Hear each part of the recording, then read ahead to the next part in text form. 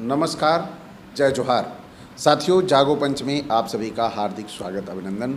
आज आप जागो पंच में देखेंगे बहुत ही बेहतरीन वीडियो, यानी हमारे समाज में ईश्वर जिसने इस सृष्टि का निर्माण किया, वह निर्माणकर्ता स्त्रियों के अंगों को देखकर उनके शुभ और अशुभ के बारे में निर्धारण लगाता था, जो उनका निर्माण करता था। यानी उसे भी ये शुभ और अशुभ के बारे में स्त्रियों के नहीं मालूम चलता था कि कौन सी स्त्री मैंने बनाई है वह शुभ होगी और अशुभ होगी। लेकिन आज आपको देखने को मिलेगा कि ब्रह्मा ने पूरे ब्रह्मांड को बनाया और इस ब्रह्मांड को बनाने के बाद उसने स्त्रियों के अंगों के अनुसार से लक्षण निर्धारित किए कि कौन सा अंग स्त्री का कैसा होगा, तो स्त्री का चरित्र कैसा होगा और वह स्त्री किस पुरुष के लिए अशुभ होगी और किसे ये शुभ होगी, यह आज आपको देखने को मिलेगा। यह मैंने नहीं बताया, यह भविष्य पुराण जो पुस्तक है उसमें लिखा गया है। तो साथियों, आइए चलते हैं हम भविष्य पुराण के अध्याय 5 में, जिसमें लिखा गया है स्त्रियों के शुभ और अशुभ लक्षणों का वर्णन। और आप इसमें देखेंगे कि हमारे जो ब्रह्मांड के निर्माता ब्रह्मा जी हैं, वह स्त्रियों के योनि प्रदेश को देखकर उनके लक्षणों के बारे में बताएंगे। यह वीडियो के आप इस वीडियो के अंतिम में आपको ये देखने को मिलेगा। लेकिन उससे पहले स्त्रियों की उंगली, आँख, नाक, मुंह, बाल देखकर ब्रह्मा जी ने बताया कि उनके लक्षण क्या होंगे, वह जानना बहुत ज़रूरी है। जब तक आप ये जानेंगे नहीं तो कैसे आप जानेंगे कि ब्रह्मा भी बड़े छुपे रुस्तम थे। तो आइए ब्रह्मा के छुपे रुस्तम के बारे में थोड़ी सी जानकारी आपको बता दें। देखिए, सुमंतु ने कहा, अब यहाँ पे गवाही है, ऐसा नहीं है कि कोई बात हवा में लिख दी गई हो। यहाँ दो लोग बात कर रहे हैं। उस दो में सुमंतु ने कहा, गुरु के समीप रहकर 36 वर्ष तक त्रैवदिक व्रत अर्थात तीनों वेदों के अनुसार ब्रह्मचर्य व्रत का पालन करना चाहिए, अथवा उसके आधे या चौथाई या वेद के अध्ययन समाप्त करने पर्यंत समय तक करना चाहिए।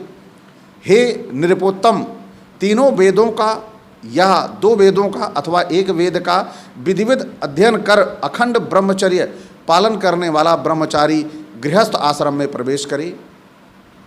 पिता के द्वारा वेद का अध्ययन समाप्त करने वाले उस प्रख्यात ब्रह्म वर्चस्व एवं धन संपत्ति के अधिकार को प्राप्त करने अथवा गृहस्थाश्रम में आने के लिए उद्यत ब्रह्मचारी का अपने नैष्ठिक धर्म में समन्वित उस गुरु को सुंदर आसन पर बिठाकर माला से विभूषित कर सर्वप्रथम गौ द्वारा, यानी जो जिसे मधुपर्क भी कहा जाता है, उसके द्वारा पिता या आचार्य की पूजा करे। इस प्रकार गुरु की आज्ञा से यथाविधि समावर्तन संस्कार संपन्न होकर ब्राह्मण अपने वर्ण में उत्पन्न शुभ लक्षण समन्वित स्त्री के साथ विवाह संस्कार करे। और कैसे वो समन्वित अच्छी सुसंस्कारी सुलक्षणा स्त्री कौन सी है, इसका निर्धारण करने के लिए किससे करे, यही यहाँ पर बताया गया है। आप धैर्य से वीडियो को अंत तक देखें, आपको बड़ा मज़ा आने वाला है। शतानिक बोले, हे महामुनि द्विज शार्दूल, मुझे स्त्रियों के लक्षण बतलाइए। हे नृप, किस प्रकार के लक्षणों वाली कन्या पति को सुख देने वाली होती है। तो जो कुंवारे लोग हैं वो थोड़ा बड़े ही अपने जो पत्नी है उसके लक्षणों को पहचानने के लिए कैसी पत्नी अच्छी होगी, बड़े गौर के साथ इस वीडियो को अंतिम तक देखें, जिससे वो अच्छे लक्षण वाली या अशुभ लक्षण वाली नारी को पहचान सकें और अपना जीवन धन्य बना सकें। क्योंकि ब्रह्मा जी ने बड़ी मेहनत करके ये लोगों को बताया था और उसका लाभ पूरे समाज को लेना चाहिए। तो आइए चलते हैं। यहाँ पर दूसरे सुमंतु जी ने कहा, जो दूसरे साथी हैं उन्होंने कहा, समस्त लोक के कल्याणार्थ स्त्रियों के शुभाशुभ फल देने वाले जिन लक्षणों को पूर्व काल में ब्रह्मा जी ने बतलाया था, उन्हें तुम्हें बतला रहा हूँ। हे महाबली, हे नृप, एकाग्र होकर सुनिए। क्या सुनिए, उन सब के सुन लेने पर तुम भी शुभ लक्षणान्वित कन्या के पारखी बन जाओगे।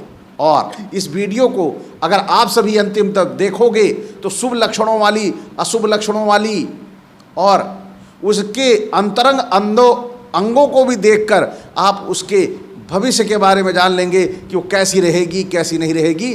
बड़ी खूबी इस ब्रह्मा जी ने उड़ेली है यहाँ पर आपके लिए। तो आगे चलते हैं। तुमने स्त्रियों के जिन लक्षणों को मुझसे अभी पूछा है, उन्हीं को एक बार ऋषियों ने सुखपूर्वक विराजमान सूर्यश्रेष्ठ ब्रह्मा जी के पास जाकर पूछा था। देव ब्रह्मा जी को सिर नम्र कर विधिवत प्रणाम करने के बाद ऋषियों ने यह वचन कहा, हे भगवान, समस्त लोक के कल्याणार्थ स्त्रियों के शुभाशुभ फल प्रदान करने वाले लक्षणों को हमें भी बतलाइए, हम जानना चाहते हैं। तो इन्होंने कहा, जिससे हम लोग उत्तम एवं निकृष्ट कोटि की कन्याओं की परख कर सकें। उनके वचन सुनकर ब्रह्मा जी ने कहा, स्त्रियों के समस्त लक्षणों को बतला रहा हूँ, सुनिए। सुंदर लाल कमल दल के समान कांतिमान एवं प्रतिष्ठित, भूमि के समान पैर रूप से बैठने वाले, तलुओं वाले पैर धन्य हैं।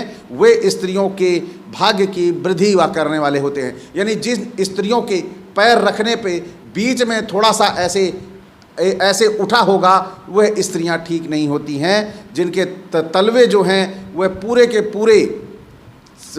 पूरे जमीन में बैठ जाते हैं, वह क्या होती हैं? भाग्य की वृद्धि करने वाली होती हैं। तो कुंवारे लोग बड़े गौर के साथ इस वीडियो को अंत तक मजा लें, जिससे वे पहचान सकें। ब्रह्मा जी ने बहुत ही मेहनत करके आप तक पहुंचाया है। और हमारे ये दो साथी जो आपस में चर्चा कर रहे हैं इस भविष्य पुराण पुस्तक में, यह भी आपको बड़ा अच्छा लगेगा, बड़ा आनंदित कर देने वाला है। आपका जीवन धन्य हो जाएगा। आप किसी भी नारी की पहचान कर पाएंगे इस ब्रह्मा की बड़ी खूब विधा के कारण।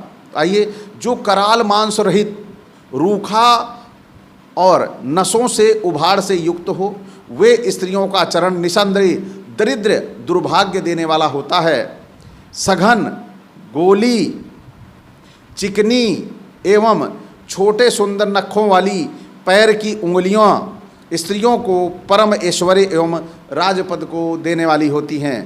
छोटी उंगलियों वाली स्त्रियां दीर्घजीवी होती हैं, वो बहुत लंबा उम्र जीती हैं, जिनकी उंगलियां छोटी छोटी होती हैं। किंतु छोटी और बिरली, जो एक में मिली ना हो अंगुलियां, धन की हानि करने वाली होती हैं। मूल स्थान पर टेढ़ी रहने वाली अंगुलियां दरिद्र की सूचक है। मोटी अंगुलियों से दास्ता की प्राप्ति होती है। हे द्विज वृंद, अत्यंत सूक्ष्म परस्पर एक दूसरे पर चढ़ी हुई एवं गोले पर्व यानी पोरों वाली उंगलियों से युक्त स्त्री अपने पतियों को मारकर दासी होती है। अब ब्रह्मा जी ऐसी खूबी अपने ऋषियों को बता रहे हैं, जो उनके ऋषि थे उन्हें बता रहे हैं कि अगर आप पहचान लोगे तो आप कभी धोखा नहीं खाओगे। जब इन्हें आपको पता चल जाएगा कि कौन सी नारी अपने पति को मार डालेगी, ये पता लग जाएगा, तो कौन भैया इसी नारी से शादी करना चाहेगा जिसे पता हो कि ये मेरे को मार डालेगी। तो ब्रह्मा जी ने यहाँ बड़ा कमाल किया। उन्होंने नारियों का निर्माण किया, पुरुष का निर्माण किया, लेकिन उन्होंने नारियों का भेद पूरा का पूरा पुरुषों को बता दिया कि कैसे नारियों से बचना है। ब्रह्मा जी बड़े ही पुरुषों के प्रति दयालु हृदय के थे, या बड़ी ही अनुकंपा करना चाहते थे, इसलिए इतनी बड़ी कृपा की, जिसका लाभ आप इस वीडियो के जरिए ले रहे होंगे। तो साथियों आगे चलिए, क्या कह रहे हैं? उच्च पर्व यानी जो ये पर्व है, ये चीज़ है, ये उच्च पर्व, पोरों से युक्त अंगूठे, ये चीज़, उन्नत अग्रभाग वाली कोमल अंगुलियों, रत्न एवं सुवर्ण लाभ की सूचना देती है। यानी जिसके ये सब होता है, उन्नत होता है, उठा हुआ, और जो उच्च पर्व यानी वो उठा होता है अंगूठा, वह स्वर्ण, रत्न और स्वर्ण लाभ देती हैं। और इसके विपरीत जो होती है वह विपत्ति में डालने वाली होती है। तो इसकी पहचान आप सभी कर लीजिएगा, और आपके आसपास जो भी आपके परिचित हों वो देख लीजिएगा। फिर आगे चलते हैं। चिकने नखों से सौभाग्य की प्राप्ति होती है।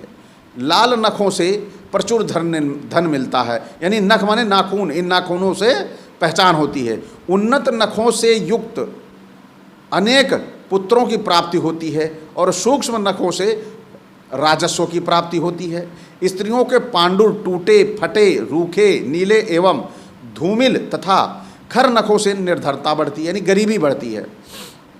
उनके पीले नख अभक्ष भक्षण की सूचना देते हैं। इसी प्रकार यदि स्त्रियों के चिकने गोले सिराओं, यानी जो नसें होती हैं, शिराएँ मतलब नसें, जो नसें होती हैं, ढके हुए गुल्फ यानी एड़ी के ऊपर गांठ हो तो वे नूपुर से सर्वदा शब्दायमान रहने वाले तथा बांधुओं से युक्त होने करने वाली होती हैं। शिराओं से रहित सरकंडा के समान गौरव वर्ण से युक्त सुंदर गोले एवं छोटी छोटी रोम वाली से सुशोभित स्त्रियों की जांघाएं परम सौभाग्य एवं हाथी घोड़े की सवारी देने वाली होती हैं। यानी ब्रह्मा जी ने कोई अंग छोड़ा नहीं है, नाखून कवर कर दिया और उन्होंने उंगलियों की पोरे स्पष्ट कर दी। अब यहाँ पर जांघों पे पहुँच गए हैं स्त्री की, कि स्त्री की जांघें कैसी हों तो वो स्त्री किस तरह की होगी। तो यहाँ पर उन्होंने कहा कि जो स्त्री जिनकी जांघों पर जो रोम छोटे छोटे रोम होंगे, यानी रोएं जो होते हैं वो छोटे छोटे होंगे, तो वह जो क्या होंगे, परम सौभाग्य और हाथी घोड़े देने वाले होंगे। बड़ा ही ब्रह्मा जी काबिल ईश्वर थे, काबिल ब्रह्मांड के बनाने वाले थे, जिन्होंने ऐसा बताया। फिर आगे चलते हैं। रोमावली से युक्त जांघ वाली स्त्री कष्ट का अनुभव करती है। इसी प्रकार जिसकी पिंडली ऊपर की ओर खींची हुई सी हो वह बहुत भ्रमण करने वाली होती है। यानी जिसकी पिंडलियाँ ऊपर की ओर खींची होती हैं वह घुमक्कड़ू होती है, बहुत घूमती है इधर उधर। और देखिए अब यहाँ पर कौओं के समान जांघ वाली और भूरी स्त्री अत्यंत बकवादिनी और पति का नाश करने वाली होती है, जो बक बक बक बहुत ज़्यादा बकवास करती है, बोलती है, जिसकी जांघें जो होती है, भूरी स्त्री जो भूरे टाइप की होती हैं, बिलोरी आँखों वाली। अब देखिए आगे फिर लिखा हुआ है, बिल्ली और सिंह के घुटनों के अनुकरणशील घुटनों वाली स्त्रियां लक्ष्मी की प्राप्ति कर सौभाग्य एवं अनेक पुत्रों को भी प्राप्त करने वाली होती हैं। इसी प्रकार कलश के समान घुटनों वाली स्त्रियां अधिक मार्ग चलने वाली होती हैं। मांस रहित घुटने वाली स्त्रियां उल्टा होती हैं, यानी जिन इस घुटने मांस रहित होता है जिनका घुटना, वह उल्टा होती हैं। सिराओं से व्याप्त घुटने वाली स्त्रियां हिंसक स्वभाव वाली होती हैं। सिरा का मतलब आप सभी ध्यान दें, यहाँ पर शिरा का मतलब नसें होती हैं, और जिनके नसें जो होती हैं वह सिराओं से व्याप्त, जिनके पूरी शिराएं नसें ही नसें झलकती रहती हैं, तो वह हिंसक होती हैं, यानी वह कभी भी मारपीट कर सकती हैं। और दुर्बल एवं असुंदर घुटनों से धनहीन होती हैं। जिनके दुर्बल एवं असुंदर घुटने होते हैं वो धनहीन होती हैं। अब घुटनों और जांघों तक तो ब्रह्मा जी की पहुंच हो गई। अब देखें आगे ब्रह्मा जी स्त्रियों के कहाँ पहुंच रहे हैं। देखिए, अत्यंत कुटिल रूखे टूटे फूटे अग्रभाग वाले गुड़ के समान लाल वर्ण वाले एक एक रोमकूप से अनेक संख्या में उत्पन्न होने वाले रोम एवं केशों से युक्त अत्यंत पिंगल वर्ण की नारी विश्व तुल्य समझनी चाहिए। ये निश्चित मानिए, यहाँ पर इन्होंने हल्के में नहीं लिया, इसे कहा ये निश्चित मानिए। वह पापनी एक सप्ताह के भीतर ही अपने पति का नाश करती है। अब यहाँ पे फिर से सुन लीजिए, कहीं ऐसा ना हो कि आप सभी बार बार वीडियो रिपीट करें, ये तो अच्छी नहीं है। मैं फिर बता दे रहा हूँ, अत्यंत कुटिल रूखे टूटे फूटे अग्रभाग वाले गुड़ के समान लाल वर्ण वाले एक एक रोमकूप से अनेक संख्या में उत्पन्न होले रोम केशों से युक्त अत्यंत पिंगल वर्ण की नारी विश्व तुल्य समझी जानी चाहिए। ये निश्चित मानिए। वह पापनी एक सप्ताह के भीतर अपने पति का नाश करती है। ये हमारे ब्रह्मा के वाक्य हैं, आप इसे हल्के में मत लीजिएगा। आप इसे सोचें कि अचल सिद्धार्थ यादव अपने आप ये पूरा का पूरा भविष्य पुराण खुद लिख के बैठे हुए हैं और ये आके हमको सुना रहे हैं उल्टा सीधा। ये आप खुद पढ़िएगा, भविष्य पुराण उठाइए और उसमें जाकर खुद पढ़िए। अचल सिद्धार्थ यादव दोषी नहीं है। अचल सिद्धार्थ यादव के ने जिम्मा लिया है कि आपको ये सब पढ़ के सुनाने का, कि आपको पता लगे इन पुराणों ग्रंथों में लिखा क्या है। आखिर जो श्रेष्ठ जाति में पैदा हैं, इनकी श्रेष्ठ ये जो रचना है वह आप तक पहुंचनी चाहिए, जिससे आपको आभास हो सकेगा कि इनकी श्रेष्ठता कहाँ तक पहुँची है। आइए चलते हैं, फिर ये क्या कह रहे हैं। हाथी के सुड़ा दंड के समान, चढ़ाव उतार वाले कदली रंग के समान, गोरे चिकने शीतल कर्व के समान मनोहर एवं स्निग्ध उरु प्रदेशों से स्त्रियां सर्वदा कामदेव का सुख भोगने वाली होती हैं।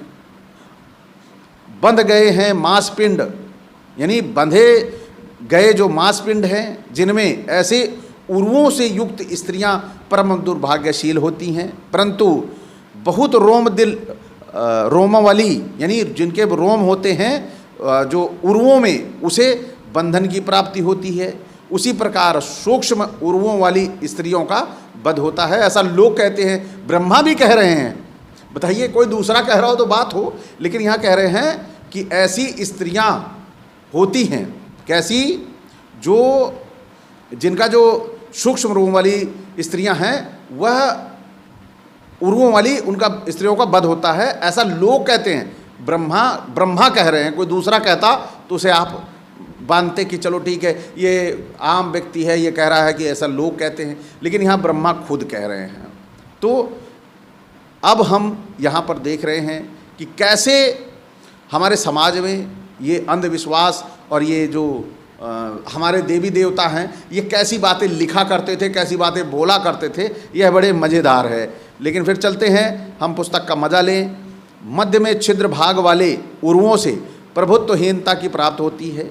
अब हे द्विज, संध्या के समान मनोहर वर्ण वाले लालिमा युक्त सूक्ष्म रोमावली से सुशोभित और स्थूल जांघें स्त्रियों के परम प्रशंसनीय माने जाते हैं। वे विशेष रति सुख प्रदान करने वाले होते हैं। अब यहाँ पर उनकी जांघों की वजह से ब्रह्मा जी ने क्या बड़ी बात बतला दी।